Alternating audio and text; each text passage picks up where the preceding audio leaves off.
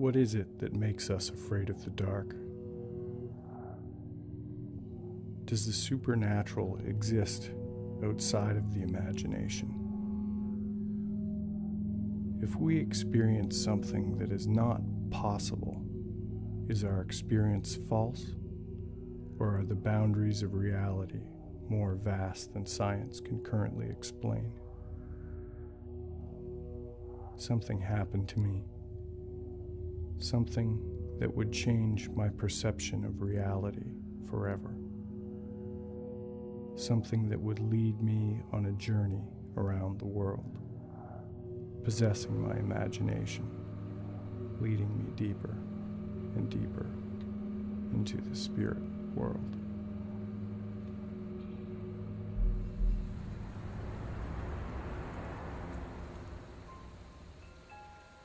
Some revelations come in murmured whispers in the wind. Others come like a lightning bolt in the night. This film began at 3:15 a.m. on November the 3rd, 2005.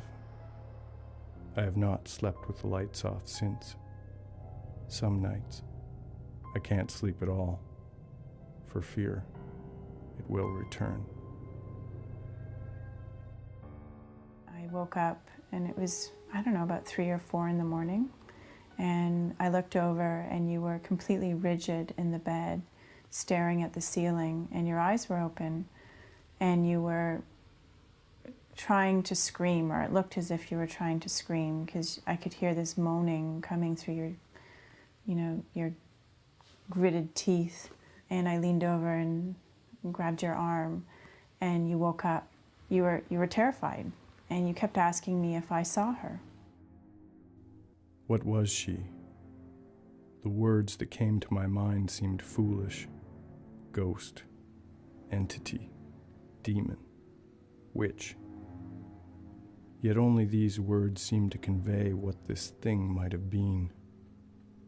I wondered if I was losing my mind. A deep-rooted fascination took hold of me. I was surprised to learn that my uncle had experienced something strikingly similar. What I could remember, besides darkness and dread, were eyes that were brilliantly green. Not attractively green, but awfully green.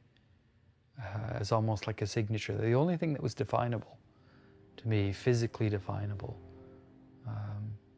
about that, and it was fleeting. It was right at the very end, as if to say that I have been seen and I have seen what this presence was. I knew that if my uncle had had this experience, others might have as well. I was about to embark on a journey that would forever blur the line between the physical world and the other realm. Scientists call the phenomena a hallucination, encountered during sleep paralysis. 1 in 5 will experience this at least once in their lifetime. It is believed to be the phenomenon that gave birth to the legend of the vampire, succubus, shapeshifters, and some say all belief in the supernatural. It stands alone in the pantheon of sleep disorders or sleep phenomena. There's something uniquely horrifying about it. Initially, it's almost inevitably viewed as threatening evil in nature.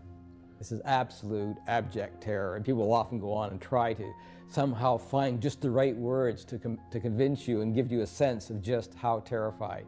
More terrifying than anything I have experienced in real life. It is perhaps one of the oldest and greatest unexplained mysteries of the human mind. It has inspired countless Gothic horror stories. This is not a dream.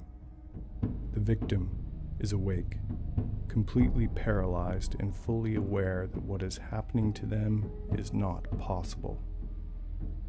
Yet, they can see it as it enters the room, hear it shuffling as it moves towards the bed, feel its bones as it climbs onto their chest, and smell its breath as it stares into their eyes. The entity is known by many names around the world. In Newfoundland, it is known as the Hag. It was the worst experience I've ever had, and I'm just beat out. My heart's pounding, and I'm not going back in that room, right? It was crazy. In Japan, it is known as Kanishibari. I felt that evilness of that entity, and I thought, if this went on, maybe I would die. Yeah. In Zanzibar, it is called the Popabawa. But it appears to have started in the south of Pemba and then spread from village to village. So they'd be asleep in bed. For whatever reason, they'd wake up, they'd be awoken, and they'd be faced with some sort of entity. In Vietnam, it is known as the Dao Cho. They call this the sudden, unexpected nocturnal death syndrome. There was no clear cause of death. The people went to sleep apparently healthy, and at some point in the night, and it was always the night, died. I began a journey. It would last for 2 years and take me into the heart of darkness.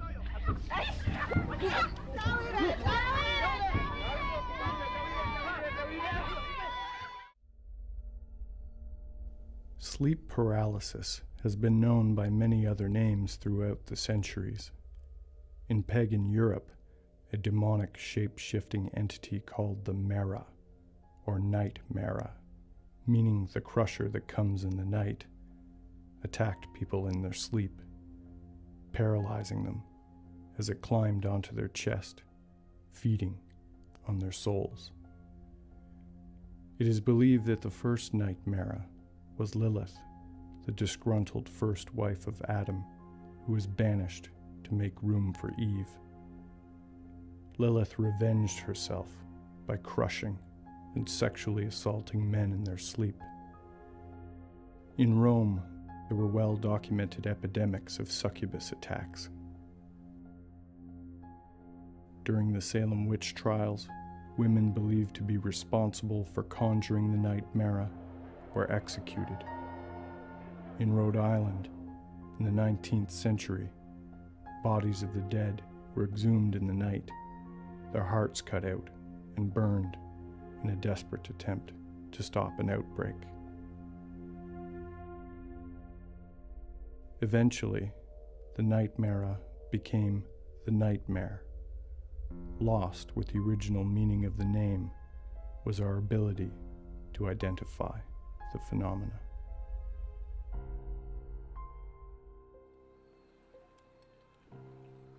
However, in some isolated cultures that have retained ancient knowledge and belief in the supernatural world, the Night Mara remains common knowledge. I knew it would be in these places, if anywhere, that I might find answers. My journey began in Newfoundland. It was here the phenomena was first identified by modern science nearly 30 years ago. In Newfoundland, the Night Mara is known as the Hag. Newfoundlanders have been suffering attacks of the Hag for more than 300 years. The Hag, according to Newfoundland lore, is a supernatural witch who attacks sleepers at night, paralyzing her victims as she crawls onto their chest, suffocating, smothering, and choking them. Like in many other cultures, it is believed that the Hag attack is potentially fatal if the victim is not awakened from their paralytic trance. Some people describe it as being like a ghost. Some people think that it's a demon. Some people think that it's being done by someone who has that power, a hag, that is witchcraft, which is where the word hag comes from. It's an old English term that just means witch. So sort of all of the above are possibilities within the Newfoundland tradition. The island's sparse population of 300,000 is spread over 1,300 small settlements along its massive 6,000-mile coastline. The extreme isolation of these small fishing villages and lumber camps allowed them to maintain their traditional culture and beliefs with little influence from the outside world. I would say most people would describe it as, yeah, probably as a witch that or sits on your chest or kneels on you. Yeah. You know, and people would totally know that it's something that comes in your sleep, and it gives you that feeling of being trapped and not being able to move.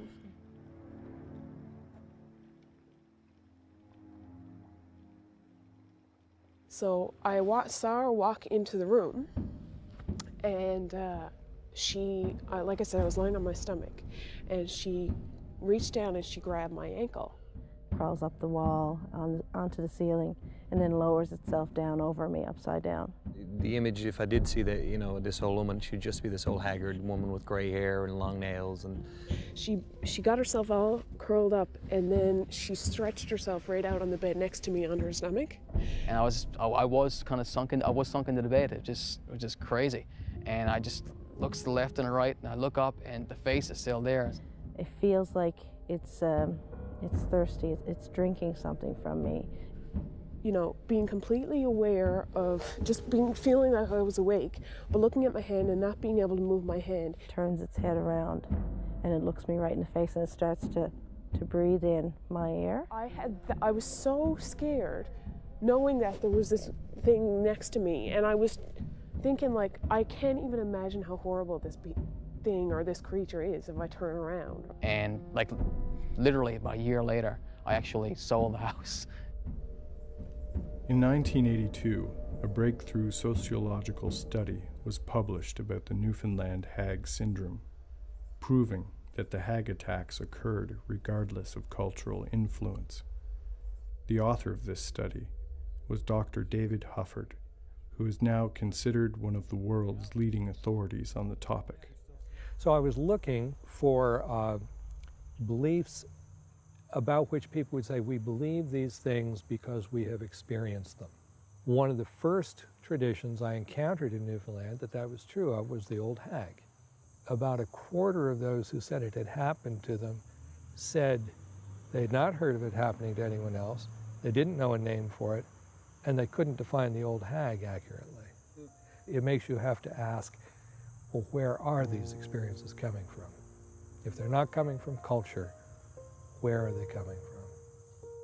It's not something out there that's causing this. It's just part of the physiology of that state.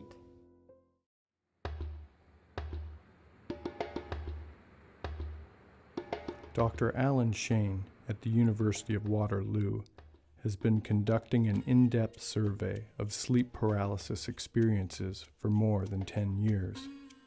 This online survey has been completed by 50,000 people from around the world. Shane is a materialist who believes that the entities encountered during episodes of sleep paralysis are hallucinations. Some people don't like calling them hallucinations because they think it kind of prejudges what they really are, but technically they fit the definition of what a hallucination is. Sleep paralysis is believed to be a unique malfunction in the human operating system that can be brought on by stress and exhaustion. It is thought that we are naturally paralyzed during sleep so that we don't physically act out our dreams and harm ourselves. During sleep paralysis, unlike normal dreaming, you're awake. You know you're paralyzed, you know you can't move, you can't breathe, you're alone or the person with you is sleeping, so there's no help. So you have this situation, which is just intrinsically in itself frightening.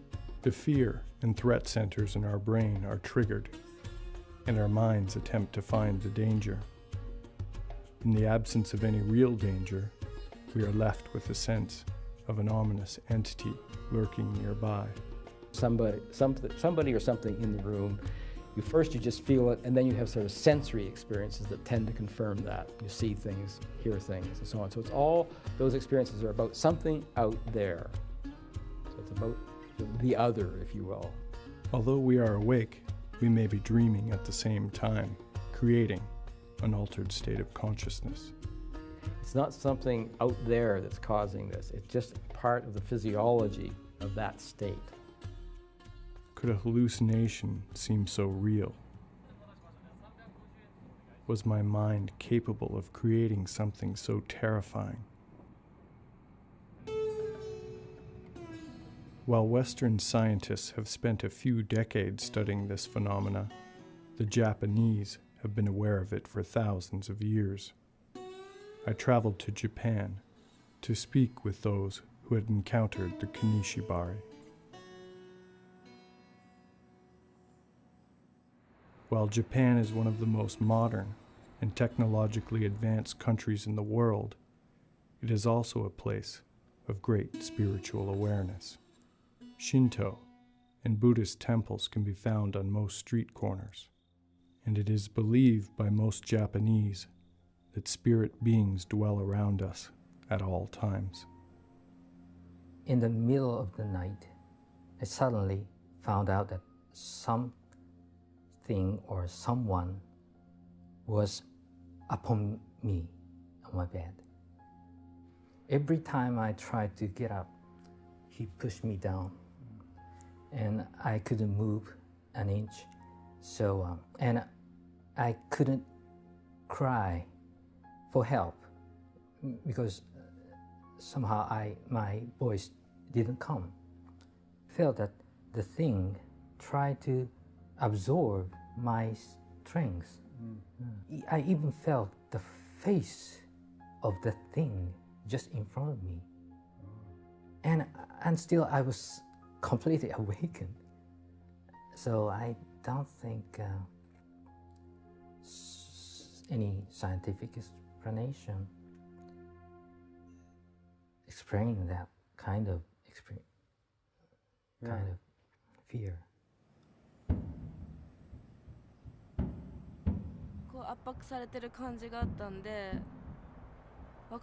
She was lying on bed, and then just all of a sudden she felt something oppressing her body, and then she couldn't move.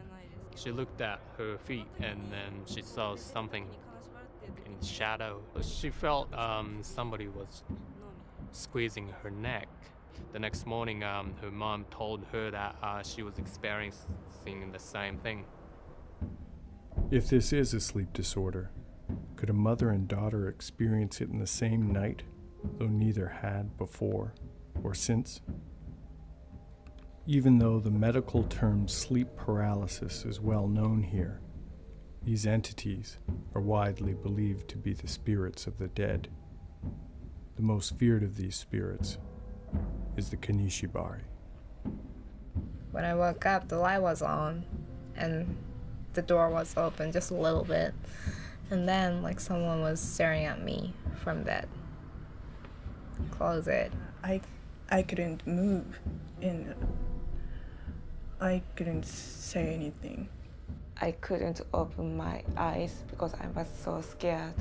First I thought it was a human, but then I realized it's not a human.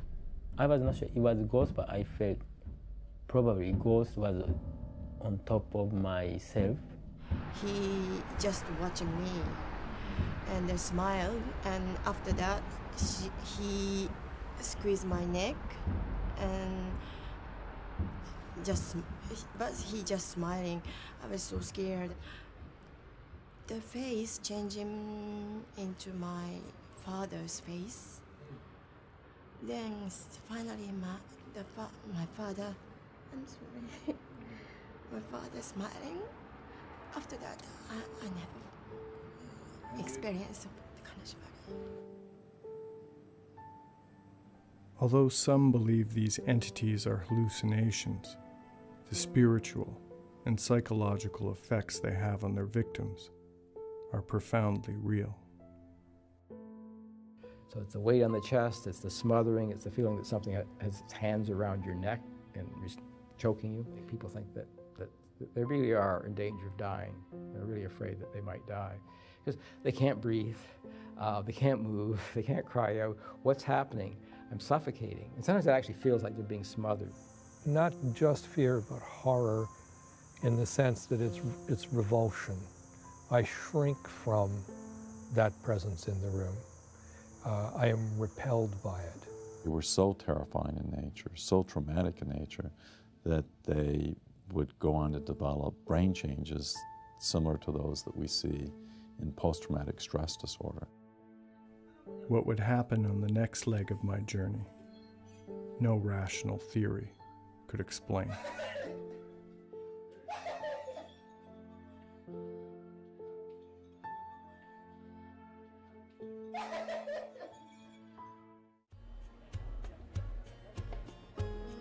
While some believe that the hag and kanishibari are waking hallucinations, the Popobawa epidemic that swept numerous times across the African island of Zanzibar defies explanation.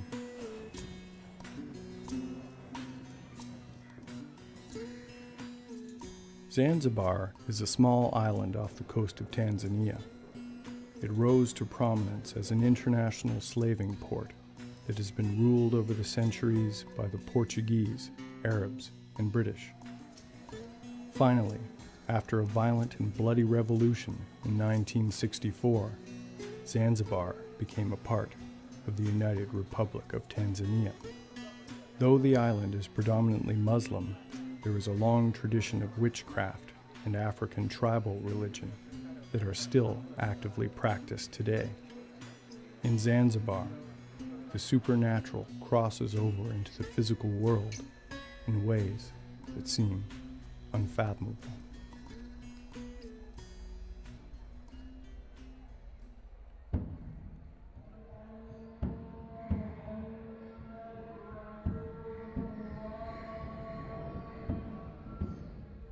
Zanzibar was like no other place I had ever been, a city filled with ghosts of past empires, slavery, and revolution.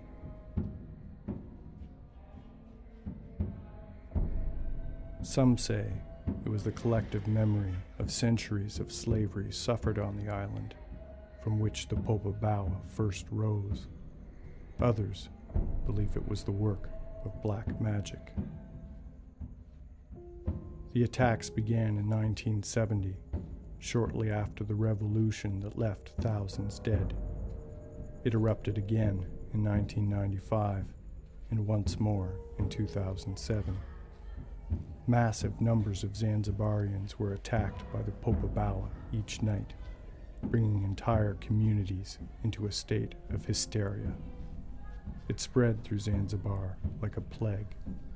The citizens became so terrified that they began to sleep in large groups outdoors for safety.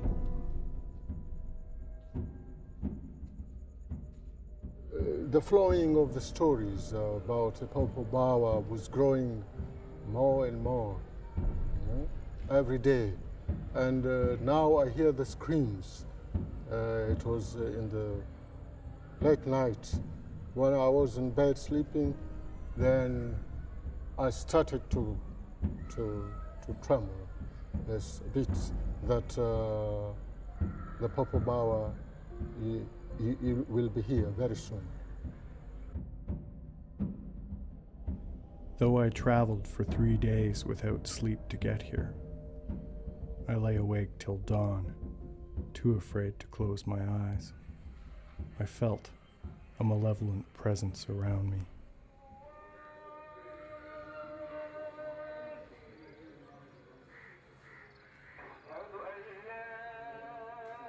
I've come here to meet with renowned anthropologist Dr. Martin Walsh of Cambridge University. Walsh was here in '95 when the attacks began. He was one of the first to make the connection between the Popobawa and sleep paralysis. Personally, I think when we ascribe things to the supernatural, it's like, to me, an admission of failure, that we're saying we can't explain them. I prefer to think that we can. We traveled to the slums of Zanzibar town to meet with a witch doctor who specializes in spirit possession and exorcism. It was going to be an interesting start.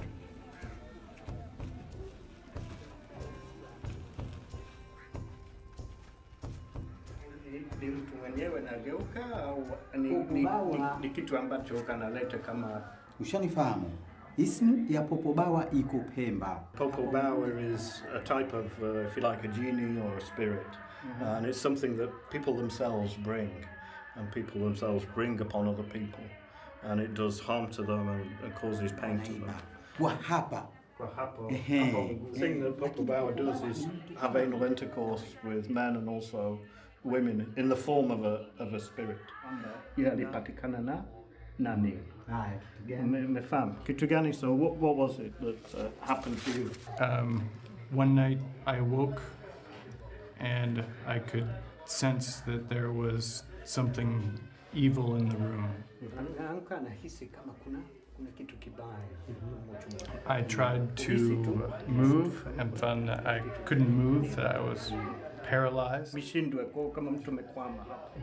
I tried to scream and I couldn't scream. I just like kutoa sauti, kuita, kulia, inatoka kwa mbali tu, hawezi kutoa sauti kama kawaida ulivyomsikia.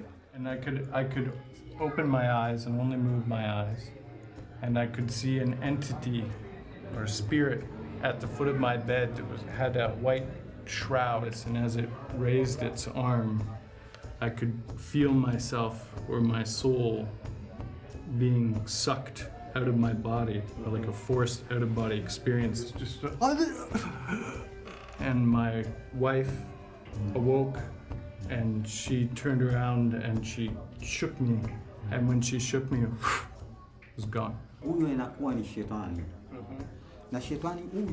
The witch doctor told me that I had been possessed by a spirit that he could only exorcise by performing an ancient symbolic ritual in which he would suck the evil from my body. It's going to take something out, so just relax.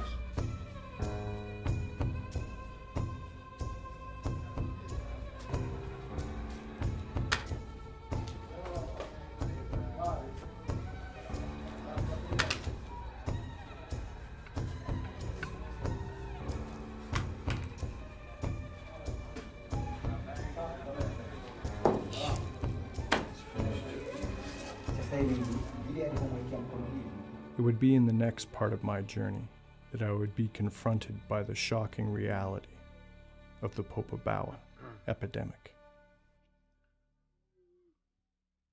Some of these incubus attacks are not only physical assaults, but they're sexual assaults as well. And in particular, women tend to report these. They will involve penetration, vaginal and anal penetration, sensations of that. So it will feel very much like a rape kind of scenario. So that seems to be the key feature of the Popobawa. We traveled to a remote village that was attacked by the Popobawa only weeks before we arrived.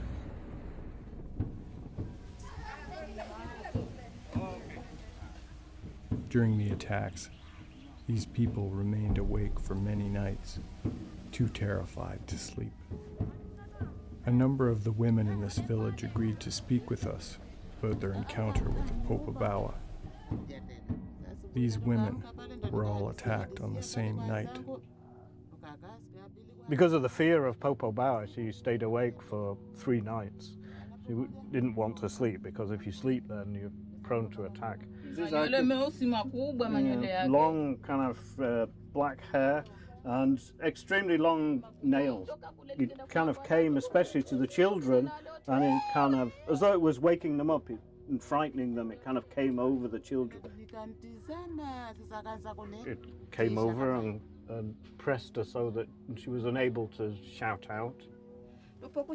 3 times and three different occasions Popo Bao came and attacked her together with her children. It would be holding her, it would be up on the wall, and she showed very graphically the way it covered the body and so on. But it did sexually assault her. In front of the children? Well, they were all together with the children at that time, yeah. When it attacks you from behind, yeah, I mean it's a thoroughly unpleasant thing. It's as you can imagine, with kind of anal rape that you know, afterwards it's a bit of a mess. Feces are coming out of you and. So in this situation, she was awake, and more than, she wasn't the only one to see it. Yeah, hata watoto waliona vizuri. Yeah. I didn't want to believe these women. The implications were too terrifying. There's talk of the forces of evil in ancient literature and in different spiritual writings. It's not just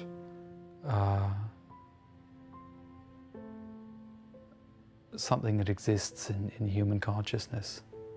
It has aspects that if they are not somehow a mistake, somehow a hallucination, then they are some sort of perception of a spiritual reality. There must be some other explanation that is beyond, you know, science that is accounting for these events. Could a hallucination be perceived by multiple people? Could it cause physical injuries?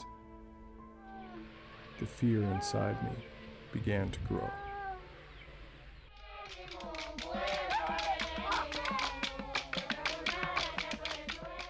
In Zanzibar, spirit possession is common.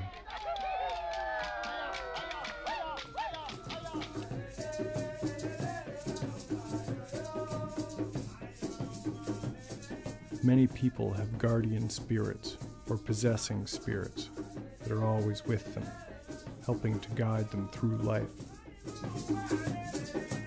This dancer is entering a possessed state as he performs this traditional spirit calling ceremony.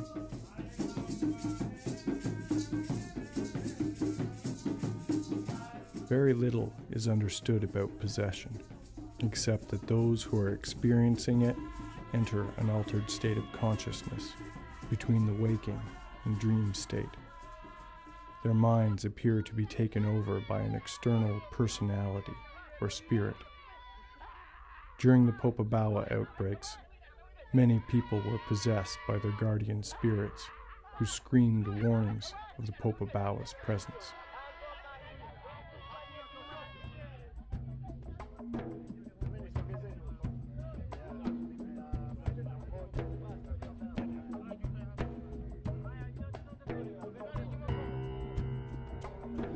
Lakini wamevaa mambo ya ajabu ajabu. Ushanielewa? Kama wewe uko usingizi. Mimi nimelala kabisa. It was doing those things to people that we heard, harassing them in different ways, maybe assaulting them sexually or in unusual ways that people are not used to hearing about. Like the early Newfoundlanders, Zanzibarians quickly came to the conclusion that the Popobawa was the work of witchcraft. As the Europeans and early settlers of Salem did, Zanzibarians burned and murdered suspected witches. There was somebody in Pemba from a village called Vitongoji who it was thought was maybe responsible for these things. And he was found together with various kind of items associated with witchcraft, particular magical substances, strange things, fingernails, bits of foreskins that have been taken from circumcised children. What happened to him is taken by the government. People are not sure. He's kind of disappeared off the record. One person, or one Popo Bauer, was burned to death. And he says at both times when those killings took place, in '95 and again more recently in early 2007, the episodes came to an end. The killing of those particular manifestations of Popo Bauer in some way was related to the ending of those particular episodes. I had read about these mob killings, but now the reality hit home. The community was so gripped by fear, they resorted to murder to stop the epidemic. I think sleep paralysis is part of the story, but I think that it goes beyond sleep paralysis. The spirit possession, the frenzy of trance, the wider complex of spirit possession that fed into, that became very much part of the Popo Bauer outbreaks. I don't think you can explain that in terms of sleep paralysis. It was, however, much closer to home that the most severe nightmare epidemic took place, leaving in its wake a trail of shattered lives.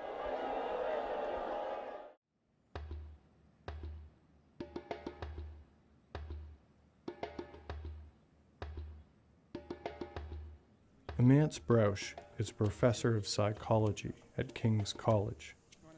Brausch specializes in the study of consciousness and believes that altered states of consciousness may allow us to perceive things that are normally beyond the ability of our waking minds. The ordinary waking state is considered a pathological state. It's a state in which we don't see things the way they really are. Sensory modalities only pick up such a tiny sliver of what is physically here. And there could be all other things which are not physical, whatever that might mean, that could also be going on that we're not aware of ordinarily.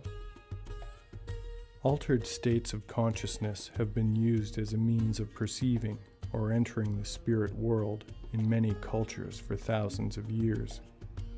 These mental states can be achieved in different ways, such as meditation, chanting, hallucinogenic drugs, or something that seems to occur naturally, such as sleep paralysis.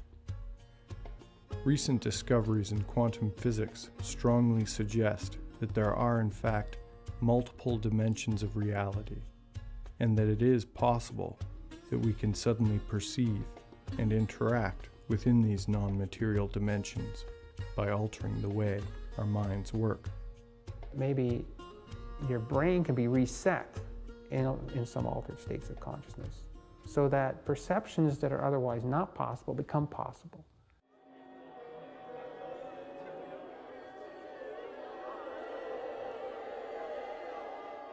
In 1980, a frightening pattern of unexplained deaths was brought to the attention of the American Center of Disease Control.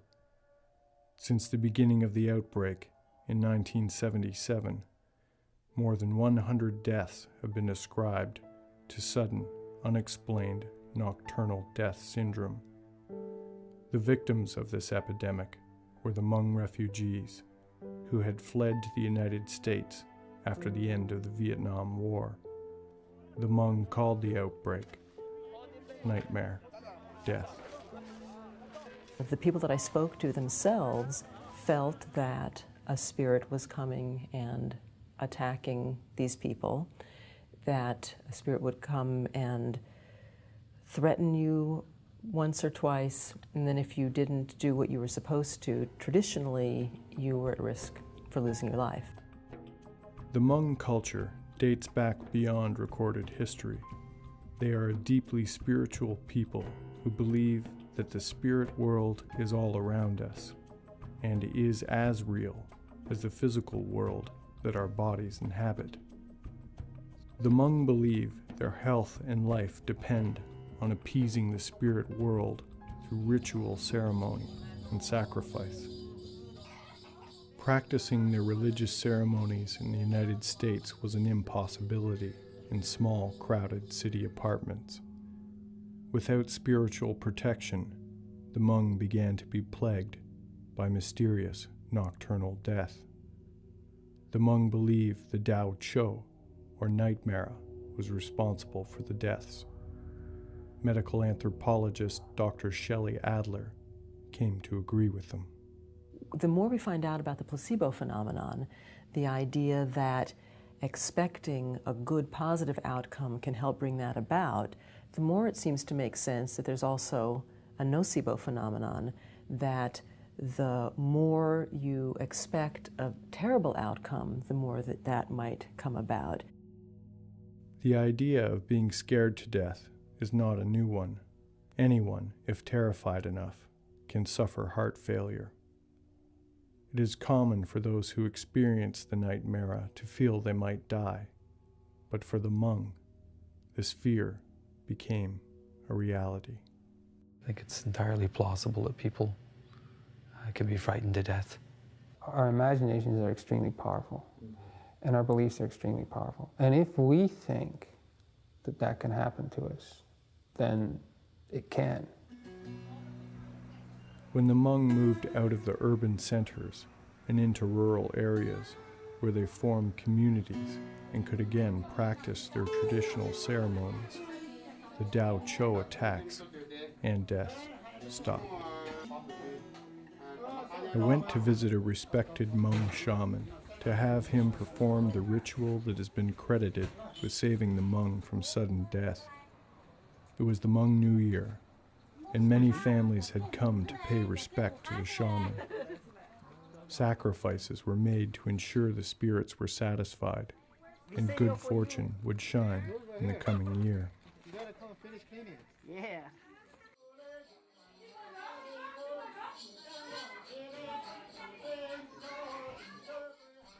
A shaman can enter an altered state of consciousness through long chanting trances.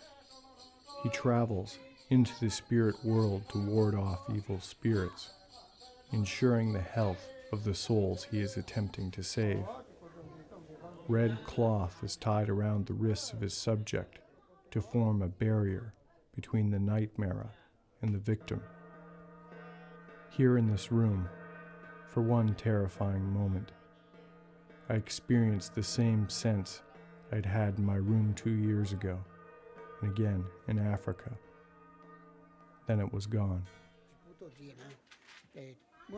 The reason for that red cloth is to kind of like a fence. So when you have that, when the that jaw comes to your body, it will, separate that jaw away from your own spirit, your own soul. Although it isn't part of my tradition to understand this as evil spirits or as a supernatural or spiritual experience, it's not for me to say that it isn't that experience for somebody else. I think now, as I thought when it happened to me, that it is somehow a real spiritual experience, that it's real and that it's spiritual, that it is an encounter of some kind. I thought that when it happened to me, as practically everyone who has it happen to them thinks it. But the more I have learned about it, the more I've seen it in other people, the more I have heard the experiences described, and the more I have found the consistencies across cultures, the stronger the grounds for believing that seem to me.